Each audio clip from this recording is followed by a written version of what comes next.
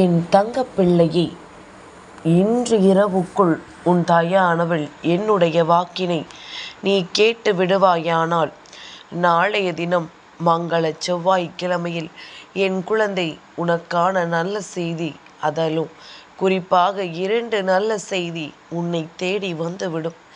என் பிள்ளையே, இந்த வாழ்க்கையில் நாம் படுகின்ற கஷ்டங்கள் எல்லாமுமே நான் செய்து கொண்டிருக்கின்ற செயலில் ஏதேனும் ஒரு நல்ல செய்தி எனக்கு கிடைத்து விடாதா என்கின்ற ஆசையால் தானே என்று என் பிள்ளை நீ யோசிக்கிறாயல்லவா? நிச்சயமாக உன்னுடைய யோசனைக்கு நல்ல பதில் கிடைக்க வேண்டும்.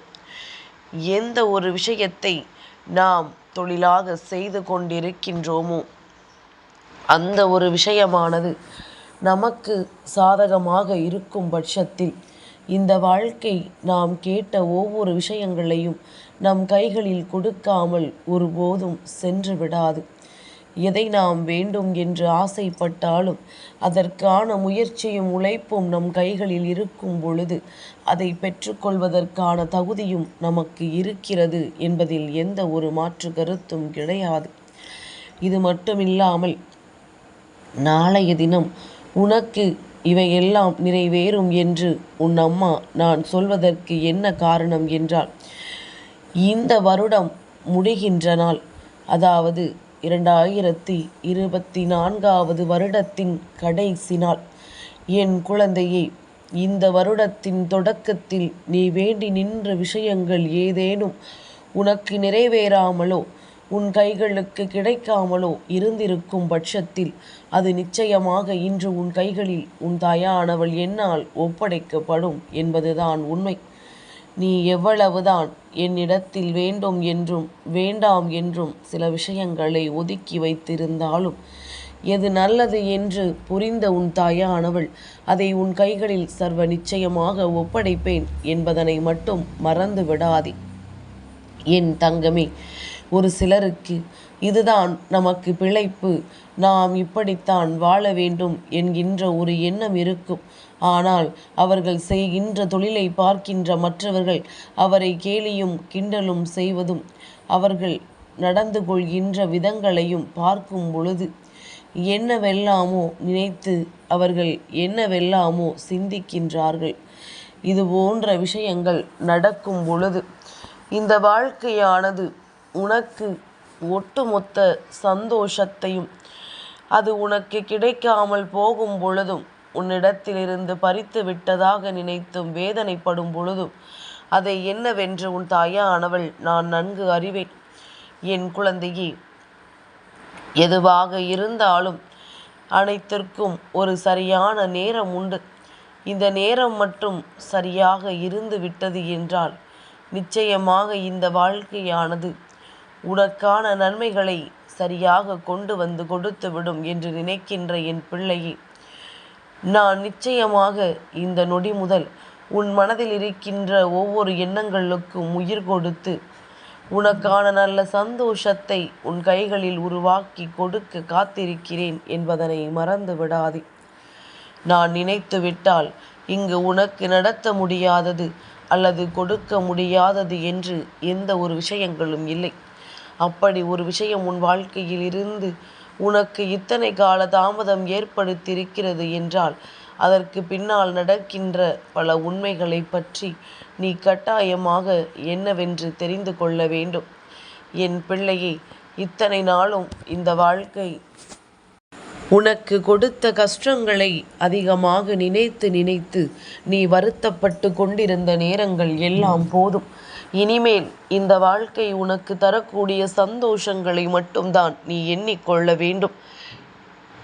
ஏனென்றால் வாழ்க்கை எப்பொழுதுமே சற்று விசித்திரமானது தானே. நீ கேட்பதையும் கொடுப்பதையும் வெவ்வேறாக நிகழ்த்தும் பொழுது உன் மனது உடைந்து போய் விடத்தான் செய்கின்றது. உன்னுடைய மனது இந்த வாழ்க்கையை நினைத்து நிச்சயமாக வேதனைப்படத்தான் செய்கின்றது. இருந்தாலுமே எல்லாவற்றிற்கு பின்னாலும் ஏதாவது ஒரு காரண காரியம் நிச்சயமாக இருக்கும். ஏதோ ஒன்றை தெய்வம் உன்னை செய்யச் சொல்கின்றது. ஏதோ ஒரு விஷயத்தை நீ பெற வேண்டும் என்று தெய்வம் உன்னோடு இருந்து உனக்கான முயற்சிகளை செய்கிறது என்பதனை நிச்சயமாக நீ புரிந்து கொள்ள வேண்டும்.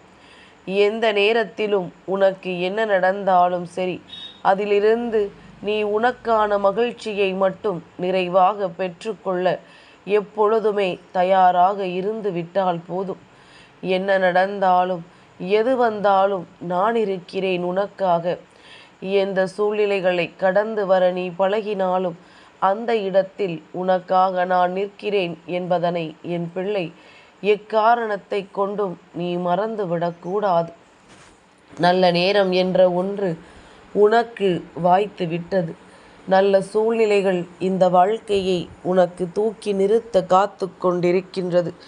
என்ன நடந்தாலும் உன் தாயானவள் உன்னோடு இருக்கிறாள் என்ற நம்பிக்கை ஒன்று போதாதா? அதை நான் இந்த வருட முடிவிற்குள் உனக்கு நடத்தி கொடுப்பதாக என்றோ கொடுத்த வாக்குறுதி இன்று உனக்கு நிறைவேறும் என்றுதான் உன் அம்மா ஆணித்தரமாக எடுத்துச் சொல்லி கொண்டிருக்கின்றேன். என் குழந்தையை, மனதிற்குள் இருந்த துன்பங்களை எல்லாம் கடந்து இந்த வாழ்க்கை உனக்கு கொடுக்கின்ற மகிழ்ச்சியை நினைவில் கொண்டு என்றும் எப்போதும் உனக்காக இந்த வராகி இருக்கிறாள் என்பதனை நீ நினைவில் கொண்டால் போதும். நான் இருந்து கொடுப்பதை உன்னால் இக்காரணத்தை கொண்டும் தடுத்து நிறுத்திவிட முடியாது.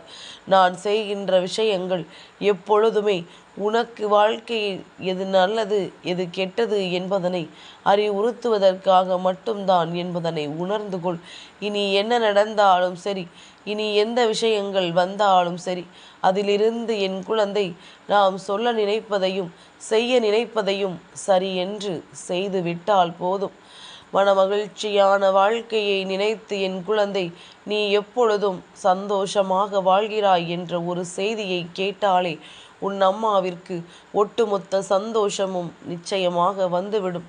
உன்னுடைய சந்தோஷத்தை கண்டு உன் தாயானவள் நானும் சந்தோஷத்தில் துள்ளி குதிப்பேன். நீ ஆசைப்பட்டு விரும்பிய வாழ்க்கை, நீ ஆசைப்பட்டு கேட்ட வாழ்க்கை என்று இவை எல்லாவற்றையும் உனக்கு நான் நிச்சயமாக தருகின்றேன். இதில் எதுவெல்லாம் உன் தாயானவள் எனக்கு சரி என்று தோன்றுகின்றதோ அந்த வாழ்க்கை நிச்சயமாக உன் கைகளில் இருக்கும் என்பதனை நீ மறந்து விடாதே. எந்த துன்பத்திலும் உன்னை விட்டு நான் விலகிவிட மாட்டேன் என்பது உன் நினைவில் இருக்கட்டும். நான் கொடுப்பதை நீ நிறைவாக பெற்றுக்கொள்ள எப்பொழுதும் தயாராக இருப்பது உண்மை என்றால் உன்னை தேடி நான் வருவதை ஒருபொழுதும் நிறுத்த மாட்டேன். உன் வாழ்க்கையில் நடத்துவதை ஒரு நாளும் இந்த தாயானவள் விட்டுவிட மாட்டேன் என்பதனை நீ புரிந்து கொள். வராகியினுடைய அன்பு பிள்ளையான உனக்கு எப்படி உன் வாழ்க்கையின் மீது இத்தனை அக்கறை இருக்கின்றதோ அதை விட அதிகமான அக்கறை ஒரு தாயாக எனக்கும் இருக்கின்றது. நான் சொன்ன 2 நல்ல விஷயங்களை உனக்கு நிச்சயமாக நிறைவேற்றி தருகின்றேன். உன்னுடைய வாழ்க்கை சம்பந்தமானதாகவும் உன்னுடைய தொழில் சம்பந்தமானதாகவும் நிச்சயமாக உனக்கான 2 நல்ல விஷயங்களை நான் நிறைவேற்றி கொடுக்கிறேன் என்பதனை மறந்து விடாதே. எதிர்பார்ப்புகள் எப்பொழுதுமே பூர்த்தியாகாது என்று நினைத்த என் குழந்தைக்கு அதுவெல்லாம் நிறைவேறப் போகின்ற தருணத்தை உன் கண் முன்னால் நான் காண்பித்து கொடுப்பேன். எல்லா துன்பங்களையும் தாண்டி நீ எதிர்பார்க்கின்ற அத்தனை நல்ல விஷயங்களையும் சர்வ நிச்சயமாக உன் கைகளுக்குள் நான் கொண்டு வந்து தருவேன் என்பதனை நீ மறந்து விடாதே. இந்த நேரம், இந்த நொடி பொழுது உன் வாழ்க்கையில் உனக்கு கொடுத்த பேரதிர்ஷ்டத்தின் பொழுது. என் குழந்தையை, இதுவெல்லாம் நீ நினைத்து நினைத்து மனமகிழ்ச்சி அடைவதற்கானது நேரம். நாம் எத்தனை போராட்டங்களை போராடி ஒரு வெற்றியை பெற்றோம் என்று நீ நினைத்து பெருமிதப்பட வேண்டுமல்லவா? அதனால் தான் வாழ்க்கை உனக்கு இத்தனை சோதனைகளை கொடுத்தது என்பதனை நீ புரிந்து கொண்டு அதற்கு ஏற்றது போல உன்னுடைய வாழ்க்கையை இனியாவது நீ வாழ்ந்து விட்டால் போதும். இனி எந்த நொடியிலும் உன் வாழ்க்கை உன் வசமாவதை நிச்சயமாக என்னால் உணர முடியும். அதுபோல நீயும் இந்த வாழ்க்கை உனக்கு கிடைத்ததை நினைத்து பெருமகிழ்ச்சி அடைவாய் என்பதனை மறந்து விடாதே.